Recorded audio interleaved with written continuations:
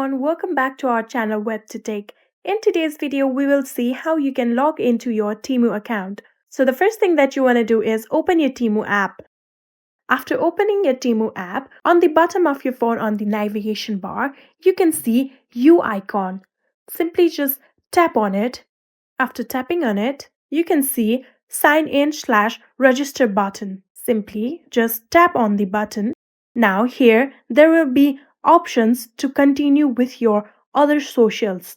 Simply just tap on the socials that you are connected with in Temu. Here my account is connected with my Google. If your Temu account is linked with Apple account, tap on continue with Apple. And if with Facebook, tap on continue with Facebook. And if with email, tap on continue with email and tap on continue with phone number if it's linked with phone number. I am going to tap on continue with Google. Again, tap on continue. And now select the account that you are linked with your Temu app. Here, this is the account that I am linked with Temu. So I'm just going to tap on this account. Then again, tap on continue.